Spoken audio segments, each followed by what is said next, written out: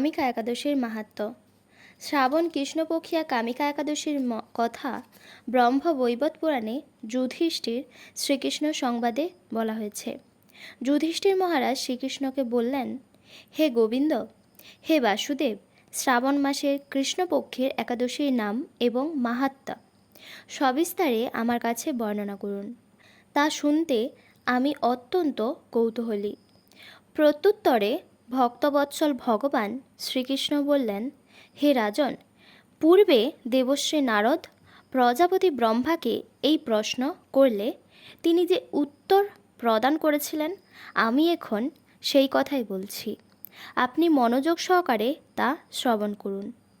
এক সময় ব্রহ্মার কাছে ভক্তশ্রেষ্ঠ নারদ জিজ্ঞাসা করলেন, হে ভগবান, শ্রাবণ মাসের কৃষ্ণপক্ষে একাদশীর নাম কি? এর আরাধ্য দেবতাকে? সেই ব্রতের বিধি বা কীরকম? এবং এই ব্রতের ফলে কি পুণ্য লাভ হয়, তা সবিশেষ জানতে ইচ্ছা করি। আপনি কৃপা করে আমাকে তা জানালে আমার জীবন ধন্য হবে। শ্রী নারদের কথা শুনে ব্রহ্মা অত্যন্ত সন্তুষ্ট হলেন। তিনি বললেন, হে বৎস, জগৎ জীবের মঙ্গলের জন্য আমি তোমার প্রশ্নের যথার্থ উত্তর দিচ্ছি। তুমি তা শ্রবণ করো।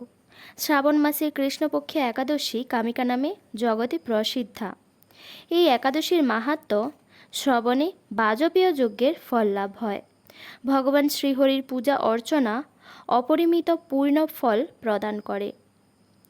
গঙ্গা, গোদাবরী, কাশী, নৈমিষারণ্য, পুষ্কর ইত্যাদি তীর্থ দর্শনের সমস্ত ফল একমাত্র কৃষ্ণ পূজার মাধ্যমে কোটিগুণ লাভ করা যায়। সাগর ও অরণ্যযুক্ত পৃথিবী দানের ফল, দুগ্ধবতী গাভীদানের ফল অনায়াসে এই ব্রত পালনে লাভ হয়। যারা পাপপূর্ণ সাগরে নিমগ্ন, এই ব্রতই তাদের উদ্ধারের একমাত্র সহজ উপায়। এই রকম পবিত্র পাপনাশক শ্রেষ্ঠ ব্রত আর জগতে নেই। শ্রীহরি স্বয়ং এই মাহাত্ম্য কীর্তন করেছেন। রাত্রি জাগরণ করে যারা এই ব্রত পালন করেন, তারা কখনো দুঃখ দুর্দশাগ্রস্ত হয় না। এই ব্রত পালনকারী কখনো নিম্নজনী প্রাপ্ত হন না। কেশবপ্রিয়া তুলসীপত্রে যিনি শ্রীহরির পূজা করেন, পদ্মপাতায় জলের মতো তিনি পাপে নির্লিপ্ত থাকেন। তুলসীপত্র দিয়ে বিষ্ণু পূজায় ভগবান যেমন সন্তুষ্ট হয়, মণিমুক্তাদি মূল্যবান রত্ন মাধ্যমেও তেমন প্রীত হন না। যিনি কেশবকে তুলসী মঞ্জরি দিয়ে পূজা করেন, তার জন্মার্জিত সমস্ত পাপ ক্ষয় হয়ে যায়। এই প্রসঙ্গে ব্রহ্মা বললেন, হে নারদ, যিনি তুলসীকে প্রত্যহ দর্শন করেন, তার সকল পাপরাশি বিদূরিত হয়ে যায়। যিনি তাকে স্পর্শ করেন, তার পাপ মলিন দেহ পবিত্র হয়। তাকে প্রণাম করলে সমস্ত রোগ দূর হয়। তাকে জল সিঞ্চন করলে যমও তার কাছে আসতে ভয় পান। শ্রী হরির চরণে তুলসী অর্পিত হলে ভগবতী লাভ হয়। তাই হে কৃষ্ণ ভক্তি প্রদায়িনী, তোমায় প্রণাম করি। যে ব্যক্তি হরিবাসরে ভগবানের সামনে দীপদান করেন, চিত্রগুপ্ত তার পুণ্যের সংখ্যা হিসাব করতে পারে না। তার পিতৃপুরুষেরাও পরম তৃপ্তি লাভ করেন। শ্রীকৃষ্ণ বললেন, হে রাজন, আমি আপনার কাছে সর্বপাপ হারিণী কামিকা একাদশীর মাহাত্ম্য বর্ণনা করলাম। অতএব যিনি ব্রহ্মহত্যা, খুন হত্যা, পাপ বিনাশিনী, মহাপুণ্য ফলদায়ী এই ব্রত পালন করবেন ও এই মাহাত্ম্য শ্রদ্ধা সহকারে পাঠ অথবা শ্রবণ করবেন, তিনি সমস্ত পাপ থেকে মুক্ত হয়ে বিষ্ণুলোকে গমন করবেন।